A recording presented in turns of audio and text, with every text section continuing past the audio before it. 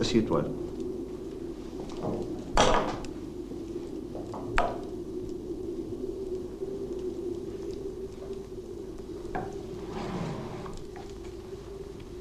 Tu m'attendais? Je ne me souviens pas de ton visage. Qui es-tu? Et comme veux-tu? Mon nom n'a pas d'importance.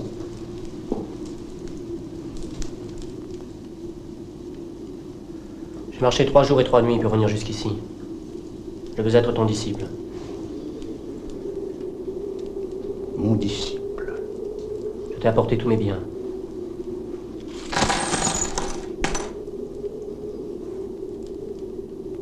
Tu me crois capable d'élaborer la pierre qui transmute les éléments en or.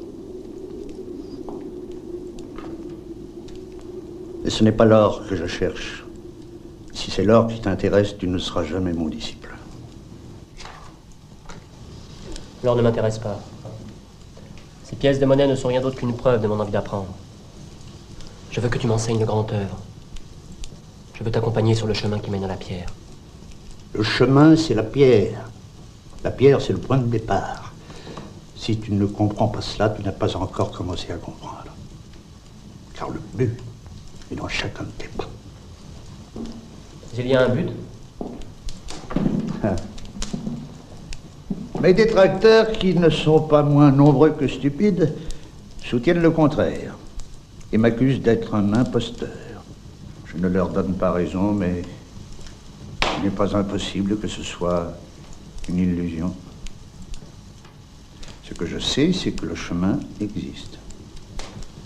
Je veux le parcourir avec toi, même si nous devons voyager longtemps. Mais avant d'entreprendre ce voyage, je veux une preuve. Quand? Tout de suite. On affirme que tu peux brûler une rose et la faire renaître de ses cendres. Laisse-moi donc être le témoin de ce prodige. Voilà ce que je demande. Après, je te donnerai ma vie. Tu es très crédule. Je n'ai que faire de la crédulité. Ce que j'exige, c'est la foi.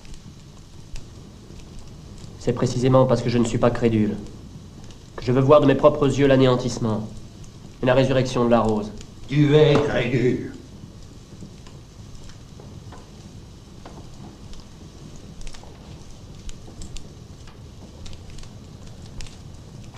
Tu dis que je suis capable de la détruire. Tu te trompes. Crois-tu qu'on puisse renvoyer quelque chose au néant? Crois-tu que le premier Adam a pu, dans le paradis, détruire une seule fleur, un seul brin d'herbe?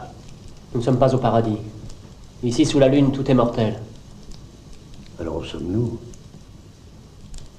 Crois-tu que la divinité puisse créer un lieu qui ne soit pas le paradis? Crois-tu que la chute soit autre chose que d'ignorer précisément que nous sommes au paradis? Une rose peut brûler. Il reste encore du feu dans la cheminée. Si tu jetais cette rose dans les braises, tu croirais que les flammes l'ont consumée et que c'est la cendre qui est réelle. te dis que la rose est éternelle et que seul peut changer son apparence. Il me suffirait d'un mot pour que de nouveau tu puisses la voir. Un mot. La Tanor est éteinte. Les alambics sont couverts de poussière. Que ferais-tu pour qu'elle renaisse? La Tanor est éteinte. Les alambics sont couverts de poussière. Sur la trame de la longue journée, j'emploie d'autres instruments. Je n'ose demander lesquels. Je veux parler de celui qu'employa la divinité pour créer le ciel et la terre et que nous cache le péché originel. Je veux parler de la parole enseignée dans la Kabbale. Je te demande humblement de bien vouloir me montrer la disparition, puis l'apparition de la rose. Peu importe que tu opères avec le verbe ou des alambics. Si je le faisais, tu dirais qu'il s'agit d'une apparence imposée par la magie de tes yeux. Le prodige ne te donnera pas la foi que tu cherches. Donc laisse la rose. En outre, qui es-tu pour t'introduire dans la demeure d'un maître et exiger de lui un prodige? Qu'as-tu fait pour mériter un pareil cadeau? Je sais bien que je n'ai rien fait. Et je te demande au nom de toutes les années où j'étudierai dans l'ombre de me laisser voir la cendre, puis la rose. Je te demanderai rien d'autre. Je croirai au témoignage de mes yeux.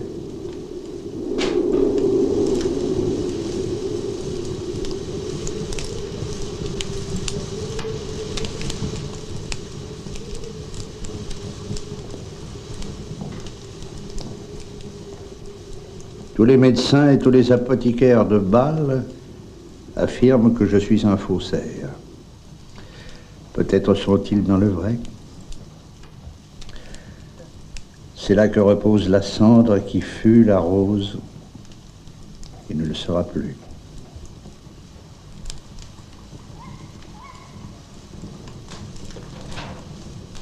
La tempête s'est calmée.